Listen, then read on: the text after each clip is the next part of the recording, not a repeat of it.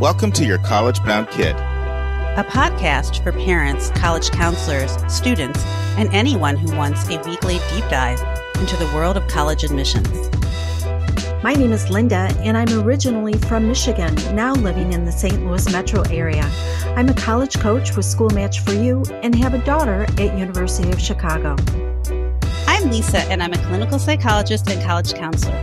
I have a daughter in college, a daughter in high school, and a son in middle school. After 30 years in Chicago, we recently moved to North Carolina.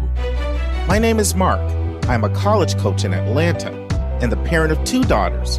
Karis, a graduate of Davidson College, and she is the founder of the Spanish tutoring company, SpanishHelpToday.com.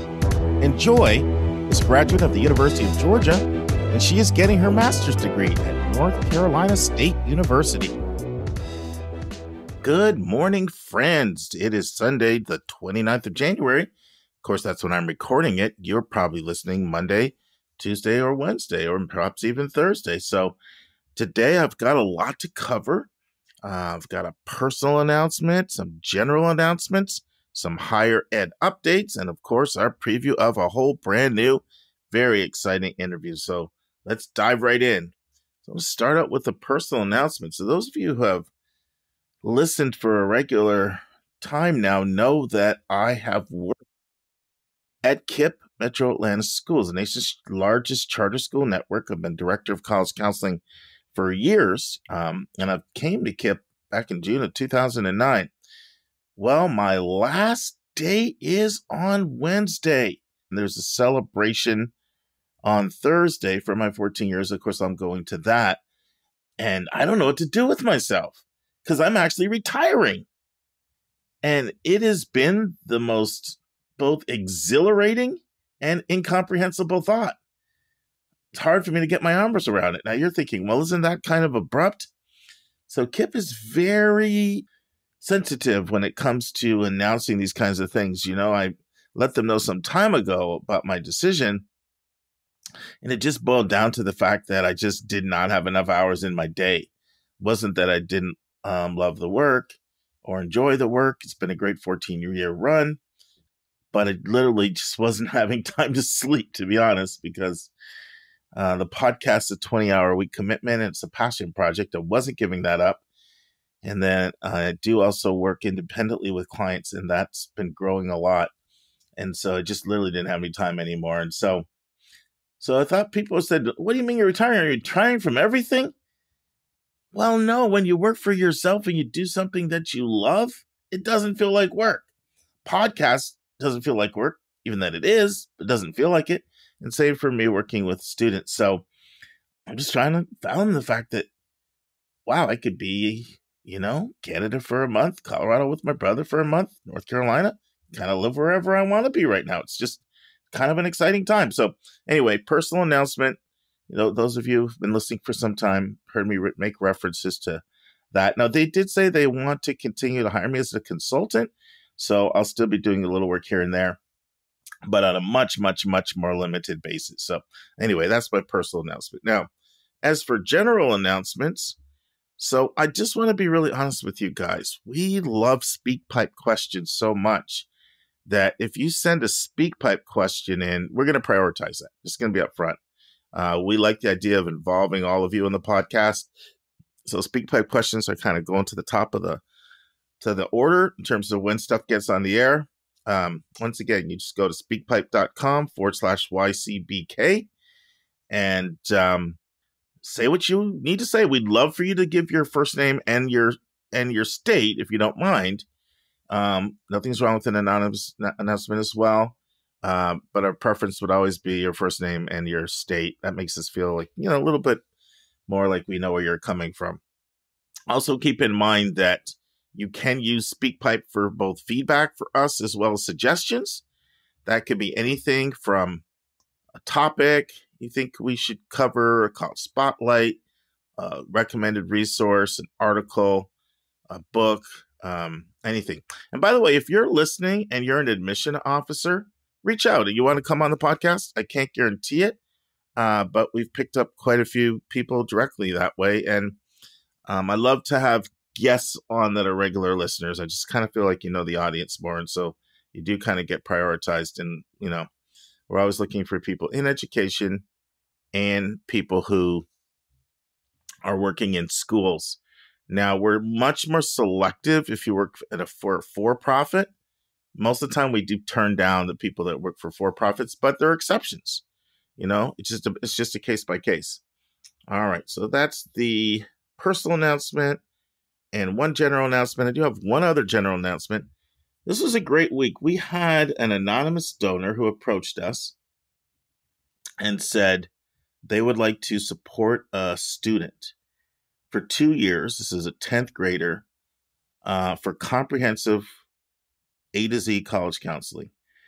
And so, in fact, they asked if I could even announce it on the podcast. And apparently I can make a habit of doing that, but I agreed to do that. So if you're out there and you're listening, here are the criteria. Now, what happens when a donor approaches us is I always want to know what is it that the donor wants. So I had several meetings with the donor, not in person, somebody out of state. And basically what the donor said is that they would like it to be a student that is under-resourced, somebody who is a person of color, who is impacted by racism, who is high achieving, but just does not have quality counseling. And this would be done, be myself working with Linda and Lisa. This is our team. We work together both on the podcast, and we also work together outside of the podcast with individual clients. And so if that fits you and you're someone who's listening and you wouldn't have the resources to hire somebody, but you'd like for someone to work with you for 2 full years from 10th to 12th grade, this could be your magic day because there's somebody who wants to cover everything. And we actually have 5 plans and they want to use our top plan and just really go all in and support somebody. So if that's you, please reach out. Or if you know somebody, feel free to volunteer them. We're excited to help someone in need. Okay, friends, a lot going on in the world of higher ed, a lot. All right, friends, let me start with an announcement. Smith College and Johns Hopkins are now QuestBridge partners. That makes 50 schools. 50. When we started this podcast, if I remember correct, there were either 38 or 40. So what does that mean? It means these schools are going to be getting, in some cases, more than 1,000 applications now from highly talented, under-resourced, gifted and talented kids from all over the country. It's a race-blind program. And these students are eligible for a full cost of attendance scholarship for 4 years where parents make 0 contribution. Students can still have small work responsibilities, summer job, school year job, but no loan for students or parents and no out-of-pocket cost. That's their match program. And then if you don't get through their match program, there'd be a small amount that people would have to pay. It's going to mean that if you are under-resourced and you're not a QuestBridge scholar, then Smith and Johns Hopkins just immediately became infinitely harder for you to get in. Those schools just became drastically more selective in that demographic. But if you're interested in them and you fit in that category, by all means, go through the process, apply, and express your interest. Okay, friends, you know that we talked about the labor strike a while ago that happened at the UCs. It was the largest labor strike that had happened in U.S. higher ed history because of the size of the UCs. And we reported on it twice and came back and reported that everything was settled. Well, it's not completely over because while it's true that the higher wages are being celebrated in the new labor contract, the problem is colleges now are scrambling to figure out how we're going to pay. And they're looking at potentially reducing the number of graduate schools and making other types of cuts because their estimates that the cost for this plan are between $500 million and $570 million. And they didn't put a lot of time and effort into figuring that out, nor how they're going to pay for it. So, for example, UC Santa Barbara, they've done their own study, and they're estimating the pay hike alone is going to cost them over $53 million over 3 years. And that's just one school in the 10-school system. So, and keep in mind, I don't know how much I've talked about this, but California has a projected $22.5 billion deficit this year. That's right, with a B, $22.5 billion deficit. Some of the things being discussed, potential reduction in teaching assistants, reduction in researchers, and the fear is that decreasing their numbers could have a cascading effect, narrowing the pipeline for future faculty and industry innovators, affecting UC research output and diluting the learning experience with larger classes and less personalized instructions. And that's according to our favorite writer, who we have quoted many times on the podcast, referring, of course, to Teresa Watanabe, who's the lead educational writer for the LA Times. So she's our go-to for what's going on in education with the UCs. UCLA, more than 260 faculty members signed a letter opposing the move and saying that the cost of the contracts are already straining the finances of departments in the research center and the faculty. And here's a quote: "The system problems of the university are being left at the doorstep of individual faculty and departments." That's according to Toby Higbee, a history professor who signed the letter. And here's the quote that really grabbed me: "You can't squeeze that stone anymore. Nothing there." In a survey by UA 2865, graduate workers from 89 departments across 10 campuses indicate that they have plans to reduce enrollment for 2023-2024. There's also talk of increasing class size and shrinking the size of research groups. So, they went ahead and made the move, but they didn't think all the way through it. And it's literally affecting every single campus. One more thing, UC Irvine is talking about reducing graduate school admissions by at least 30%. They said to the Times. Riverside says it's going to cost them over $28 million. At the largest chunk, $15 million is going to have to come for teaching assistants, tutors, and readers. All right. Another big story. The University of Arkansas confirmed this week that they are in talks about buying the University of Phoenix. That's right. The for-profit University of Phoenix. Now, we've talked about this before, but schools are trying to get ahead of this online opportunity, and they see what's happened with people like Purdue Global and Arizona State and big systems. And they're trying to add that to their repertoire and their offerings as a way of serving more kids and bolstering revenue. And so the University of Phoenix right now, they've had a lot of struggles recently, a lot. And so they're a target, and they're being very upfront about it. Hinkle, who's over Arkansas, says, "We're exploring ways to expand our online footprint and further the mission of providing affordable education." And keep in mind, they already did purchase Grantham University to build their online pipeline. Now, how much is this going to cost? Well, the estimates are between $500 and $700 million. And this just shows how much the for-profit sector has changed in the last decade. Because what happened has been a big regulatory crackdown.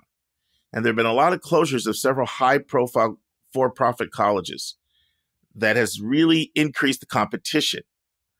And so the University of Phoenix has faced numerous charges that it misled students. Just so you know, the one time the University of Phoenix had 470,000 students, almost 500,000. Today, they have barely 100,000. So they've lost almost 80% of their students. They've been the poster child for for-profit education. And that's according to Michael Horn, author of Choosing a College. And I said they've had a lot of controversy. Well, I'll just share one thing. They had to pay $191 million in 2019 to settle a complaint by the Federal Trade Commission. It had accused them of using misleading ads and promising jobs with high-profile companies like Twitter and Microsoft for a degree. And they ended up having to pay almost $200 million. So they're likely to experience more scrutiny as the Biden administration has planned crackdowns in the for-profit sector and to tighten the policies. So is there like buying a stock or a company? University of Arkansas system notices they're at their weakest and they're moving on in. All right, third topic for today. Just my head is spinning, friends, trying to keep up with the changes and the number of schools dropping out of U.S. News and World Report. I mean, it's to the point where it's so many, I almost don't report them to you guys anymore. There's so many. We talked about how Harvard Medical dropped out last week. Well, how about Stanford, Columbia, Penn, and Mount Sinai all dropping out of the medical school rankings this week as well? In 1 week, you have this cascade. And so, and they came out, and each one of them came out with quotes, emphatic quotes. Dr. Katrina Armstrong, Dean of Columbia's School of Physicians and Surgeons, wrote in a letter that the medical school rankings, check this out, perpetuate a narrow and elitist perspective on medical education. U.S. News has long been accused of this, friends. That's why I've always felt their rankings were some of the worst rankings. They've always prioritized the wealth of a school, selectivity, and the brand name, as opposed to other things like how much you're changing society, how much you're moving people into greater social mobility. Dr. Katrina Armstrong said the focus on that type of criteria, rather than measuring a school's success in educating a diverse and well-trained cohort of doctors able to change medicine for the better and meet society's needs. Stanford School of Medicine, Dr. Lee Miner, said in a statement, the medical school will start independently sharing data about its performance. By the way, this is the new trend. It's not like schools are saying we're not going to disclose information. School after school after school is saying, why should we allow you to be the vehicle to share our own research about our own performance? So we are going to publicly, individually go directly to the public.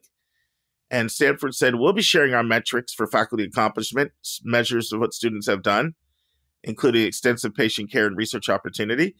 Penn's medical school also said, we're going to post information online. We're not going to go through U.S. News anymore. So interesting trend. And ICANN, School of Medicine, very prestigious school in Mount Sinai, they came out and said, we've long believed that the rankings are harmful to medical education. They said the listings, they lack accuracy, validity, and relevance. They undermine the school's core commitments. And if you think, well, at least there's no more law schools dropping out, that would be wrong. 4 more this week. Washington's 3 law schools announced this week, 2 days ago actually, that they will not participate in the law school rankings, citing concerns about how they are calculated. That is Seattle University, Gonzaga University, and the University of Washington School of Law. Said, we will not participate. And you said, well, at least it's only Washington. No. University of Wisconsin also made an announcement 3 days ago. We're out. Okay, friends, let's move on to another topic. So you may remember Dave and I have talked in the past about how one of the real dilemmas that colleges have faced is how do you handle a student that has an outstanding bill that they haven't paid, but they're about to graduate and they need their transcripts. But from a school standpoint, if we give you your diploma and your transcripts, if we release that, we don't have any leverage anymore. You just walk away, you won't pay. But then from a student standpoint, especially if you're really under-resourced, you don't have a family that can help you out, that may be keeping you from getting a job. So now you've maybe amassed a lot of debt, and you have your only hope of really getting a great job is your degree, but you can't access it. So what do? Well, Dave and I did it in the news on this. There's a bill working its way through the New Jersey legislature that would prohibit the state colleges from withholding any academic transcripts for students for non-tuition expenses. Now, there's a caveat.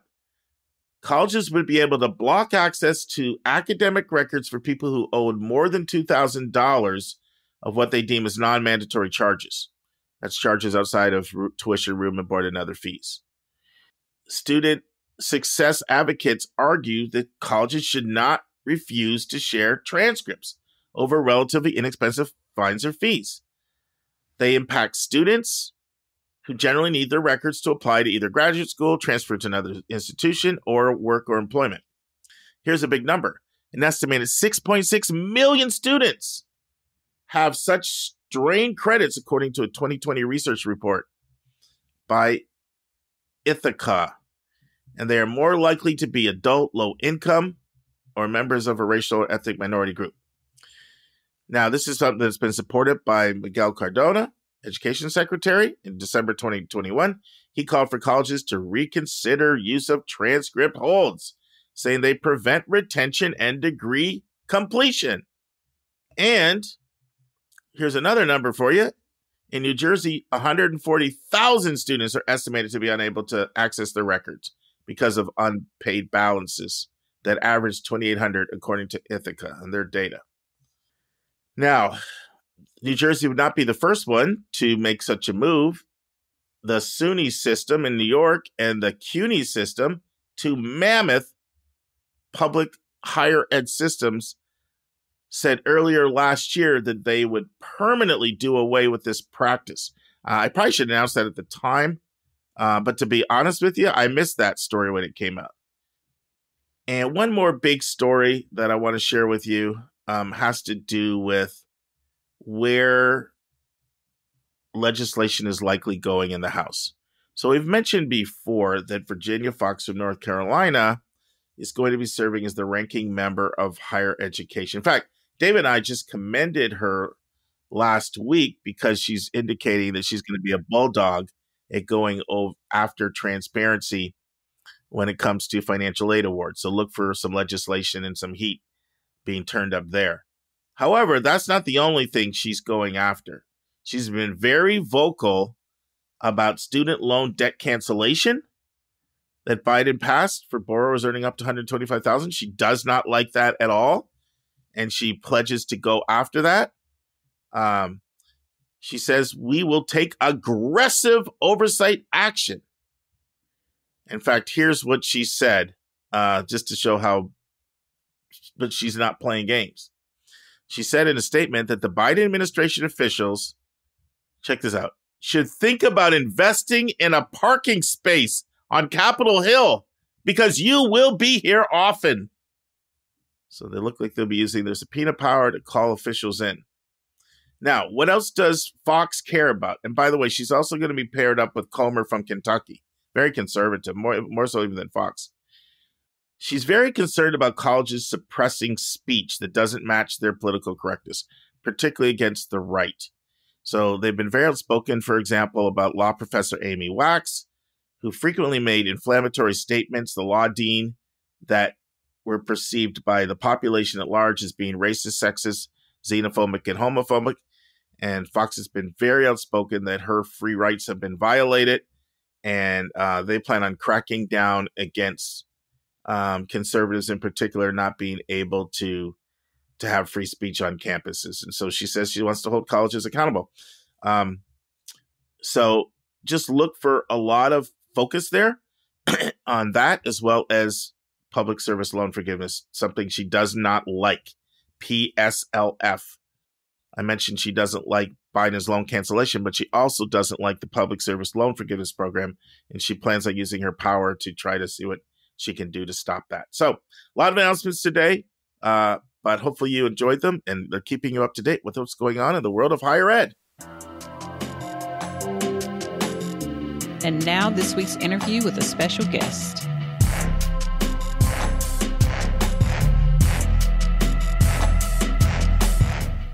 Okay, friends, it's time for a brand new interview. It's the first interview I've ever done with Linda. We tag team together. And friends, the interview is with Mitch Warren, who is the Associate Vice President and the Director of Admissions at Purdue University in West Lafayette, Indiana. It'll be a 3-parter. We'll be looking at understanding Purdue. Listen and enjoy. Friends, I'm here with Linda Depker and Mitch Warren from Purdue University. Welcome to the Your College Bound Kid podcast, Mitch and Linda. Thank you. Mark. So I have to tell you how this came about. I was at a NACAC presentation that Mitch was doing this September in Houston, hot Houston, I might add. And you were with Andy Borst and Carrie from Minnesota. And I kind of used those to see who's a really good communicator. And I thought Mitch was great. Went up and asked him afterward if he'd be willing to come on the podcast. He said yes, and here we are today. So thank you for coming on, Mitch. I thought we'd start by just letting you give your background, your backstory, anything you want to share. We're certainly interested in any educational jobs you have, but feel free to talk about your dog, your cat, or whatever you want to share. Awesome. Well, first, Mark, thank you so much for your kind words. That's incredibly gracious of you. I appreciate it. So my story, I was a tour guide on campus when I was an undergraduate, because as many of you probably know, there is not a major in college called college admissions. Maybe there should be, Yes. but that's probably to discuss another time. But I really, really loved it. My undergraduate degree was in psychology. And there's a bit of an irony, and I'll get to that in just a second, but I remember thinking, psychology, I clearly at the time thought I wanted to be a clinical psychologist. And then I realized, Mitch, you are like way too impatient. So day after day, time after time, people are going to come in and I'm going to yell something like, well, what did you think was going to happen? And, and that's not cool.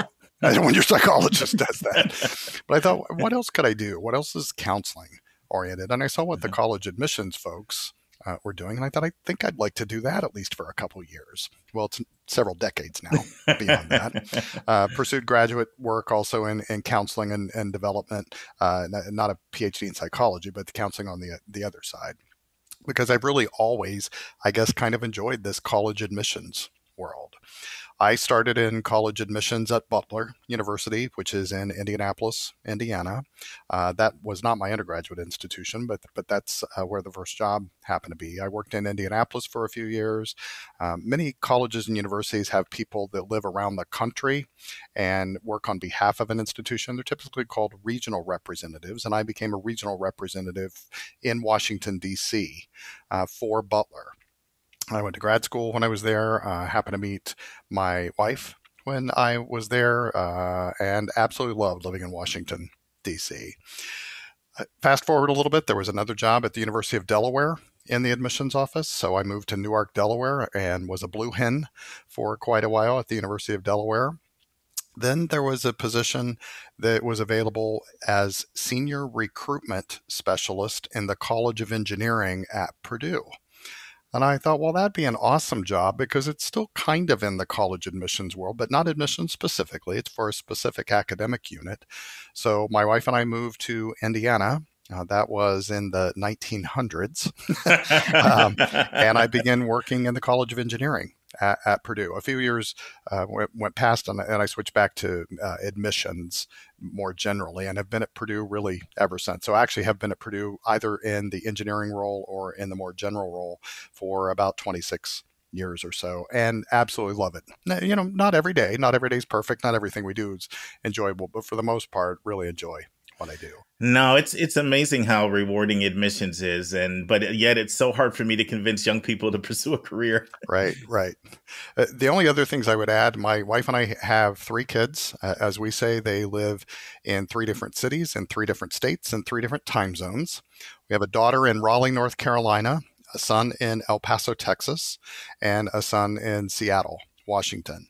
But as we also say for you parents out there, none of our children live in our basement.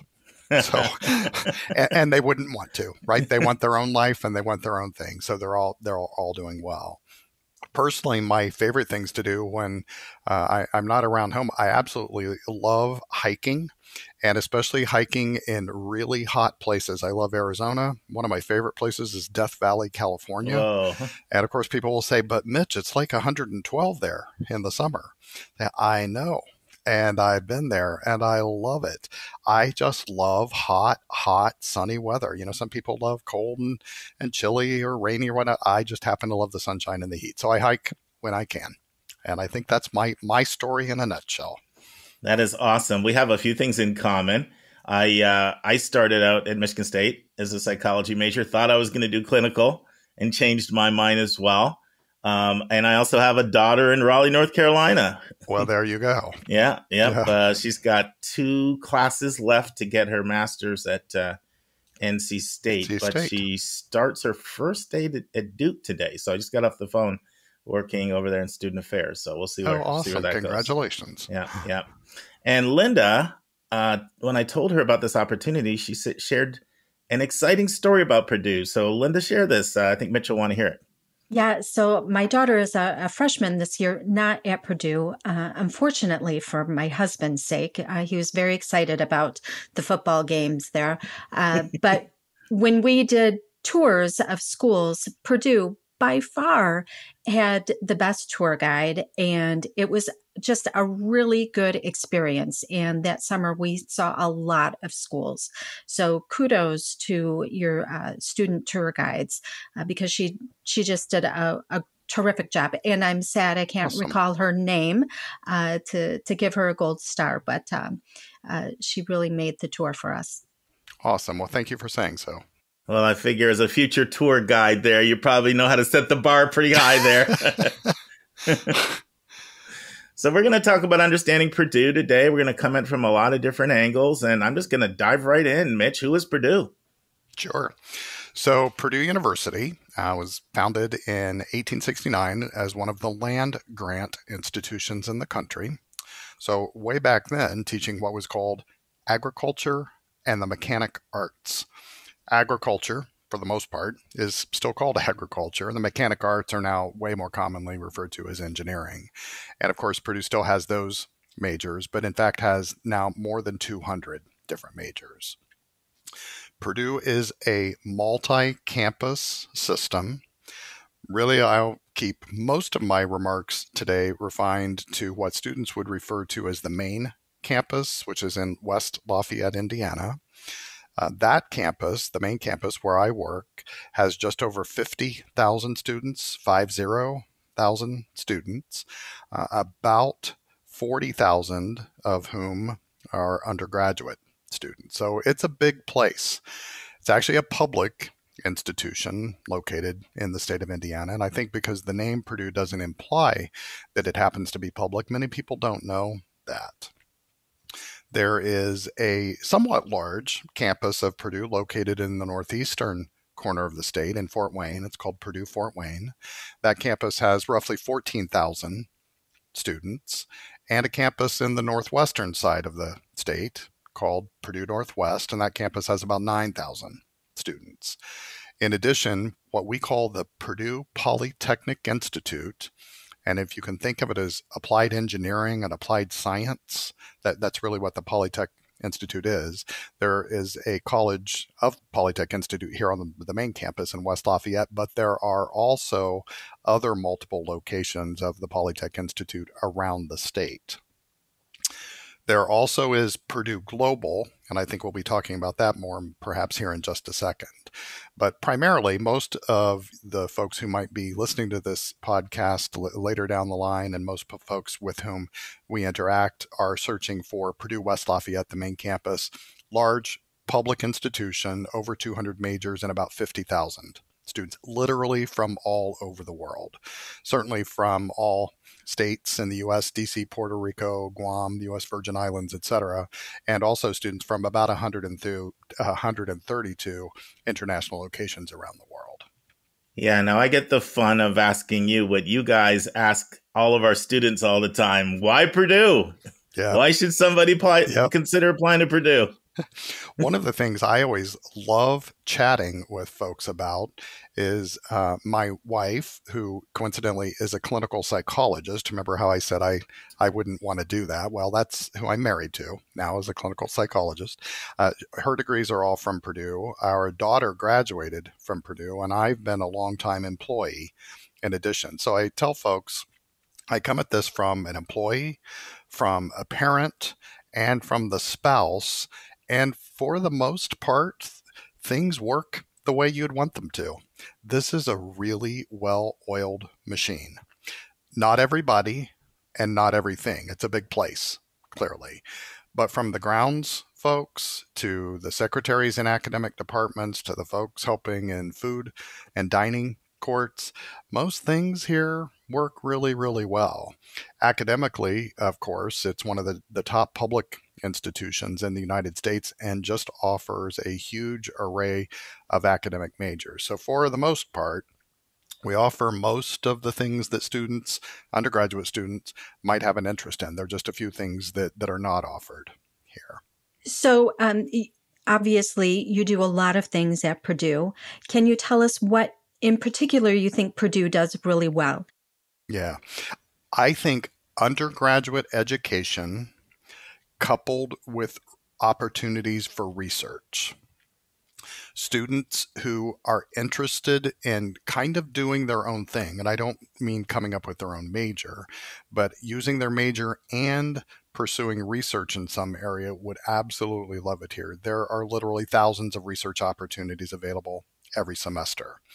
And common things that students often say is, well, right, research for graduate students, or right, research when I'm a senior, and that's clearly available, but it's actually available first semester when you're here. I use my daughter actually as an example. She went to high school just a few blocks off campus at what's called West Lafayette High School, the public high school here in town. And she's a fine student, but she was not in an honors program. She's not some super gifted student. She was just a regular student who had an interest in research when she was in high school. She approached two different Purdue faculty persons after doing some research on their research and said, I'm kind of interested in what you're doing. I'm a high school student. I'm not looking for money. I'm not looking for credit. I just want the experience. And lo and behold, had two different offers. And she did that for about a year and a half when she was in high school. So I tell folks, if you're interested in research, if she can do that as a high school student, you most certainly can do it as a current student here. Purdue does really well with students who are self-motivated. If you have the background and academic rigor and you want to go at it, you'll love it here. Well, that leads me right to what kind of student do you think would succeed at Purdue versus what type of student may have some struggles? Yep. Students who are willing to accept an academic challenge and academic rigor, there is all kinds of help here, but we would hope at some point that college would be hard. That's how you learn. That's how you adjust. Sure. But we also want to make sure that when it's hard, there are appropriate safety nets here. And there are all kinds of places on campus to get help, and it's all free. Clearly, you can also hire tutors and whatnot on your own if you choose to do that. The kind of student then that would struggle would be a student that would be somewhat hesitant to walk into a physics help lab or an international languages lab. If you're really scared to seek help, this may not be the place for you. It's a big place and no one's going to hold your hand. All the help is there, but you do have to ask for it. Sure. And that can be hard for some students, especially if they've not had to do that before. Everywhere I go, Mitch, I can't turn the radio on without hearing Purdue Global, Purdue Global. And we've actually talked about it on the podcast a bit, Purdue, as well as a few of the other sort of leading online providers of education. But tell us more about what Purdue Global is, how it relates to the West Lafayette campus or Purdue in general. I mean, put it in context for us so we understand what we're hearing when we hear people say Purdue Global. Sure. So it is way younger than Purdue University West Lafayette. As I mentioned, the main campus founded in 1869. Purdue Global is just a couple of years old. The mission of Purdue Global is very different than Purdue West Lafayette. Purdue Global is designed almost exclusively for working adults. So it might be working adults that started college back whenever that was, and through life circumstances just weren't able to finish a degree, and now their circumstances are such that they are able to finish a degree. Or it could be someone who really never had the opportunity to go to college and now would like to start. Purdue Global is totally online. Students do a lot of self-paced courses, usually a course or two at a time. There is no campus per se, no residence halls, no dining courts. It is not like that at all. So it is truly designed for working adults who have lives, probably have families and jobs, and are pursuing a course or two to finish a degree or to start a degree. Contrasting that with Purdue West Lafayette, large campus with mostly full-time students living on campus. Most of the students, especially in the first year, live in residence halls, eat in the dining courts. So totally online for adults, very traditional for undergraduates. And just following up on that, what's that admission process look like? I'm assuming that would be quite different as well compared to non-traditional student. Talk to us a little bit about what that looks like for Purdue Global. Sure. Yeah, totally different. Not nearly as competitive for Purdue Global. Purdue Global is, as I mentioned, seeking working adults. So there are also some assumptions that adults might, for the most part, be a little bit more serious about the process. There are folks, obviously, whose primary job is taking care of family members or working to help support their families. So the admissions process and the admission criteria to be admitted into Purdue Global is way more flexible because it's also online. There aren't space constraints. There aren't a certain number of seats in a classroom or a certain number of lab facilities. So they're able to be more generous with their offers of admission. And one final question, what would the cost comparison be like just on the tuition part? Obviously, there's no room and board, but just if you're comparing credit hours, is there a difference, and is there financial aid available?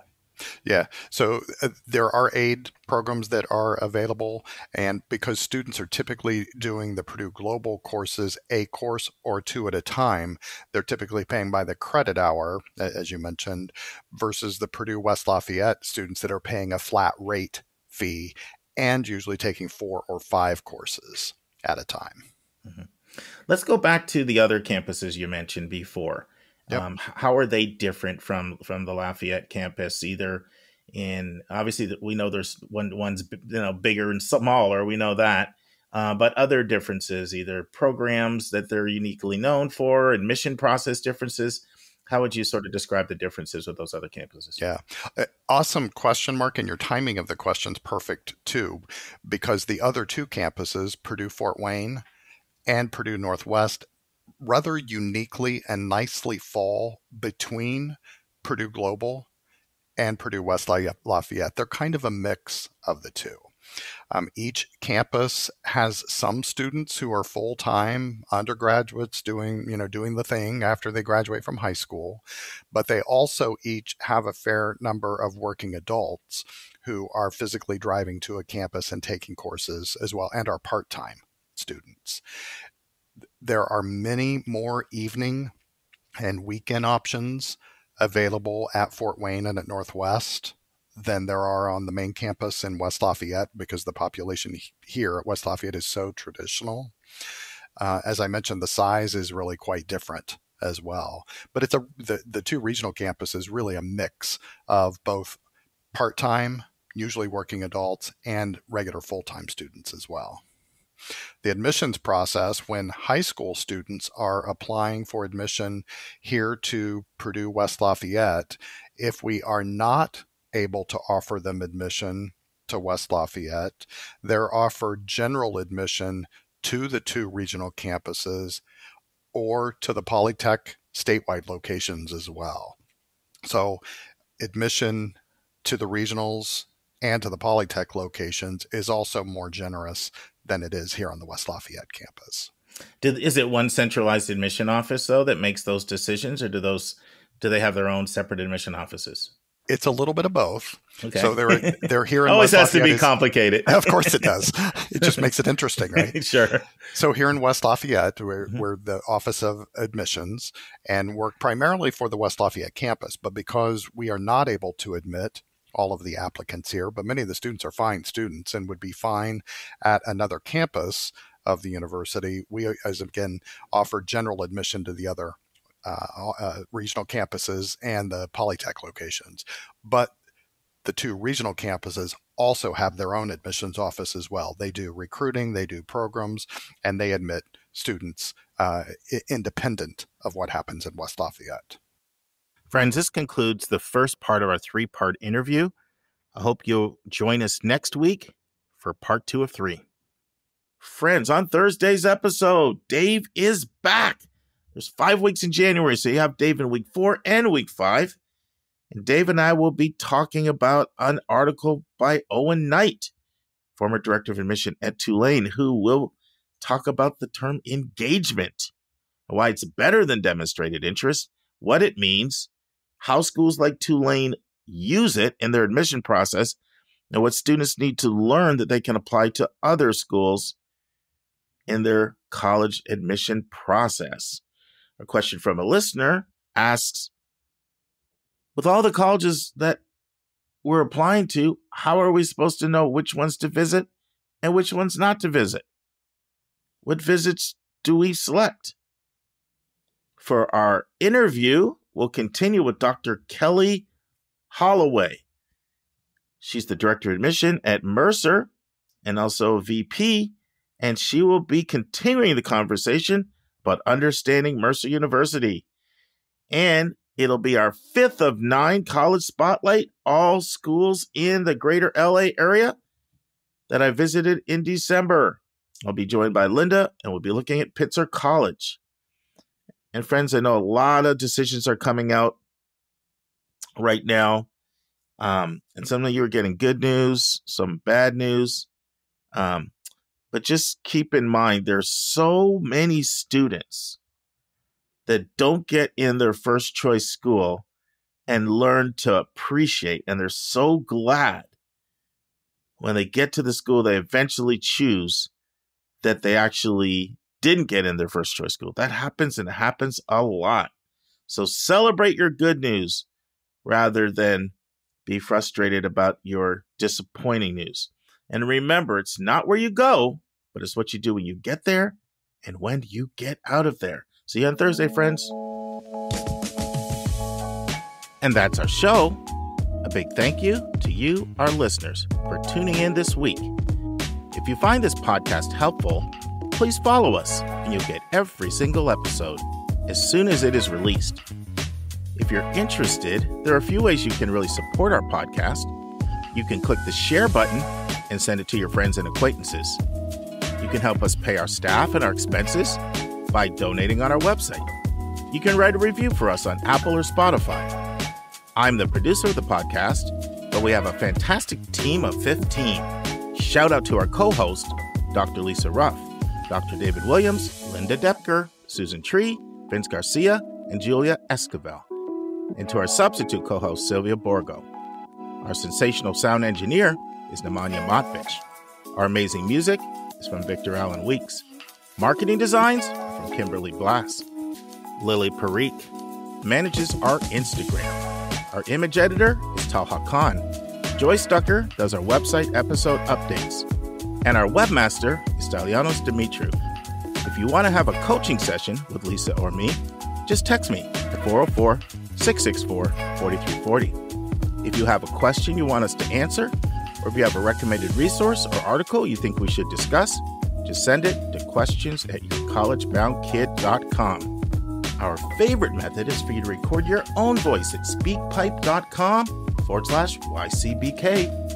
By the way, check out our website, where you'll find lots of content that is not on any podcast app. Our website is yourcollegeboundkid.com. If you want to learn about other hot admissions topics, follow us on Twitter at YCBK Podcast. We think of you as our listening family, and we look forward to meeting again with you every single Monday and Thursday.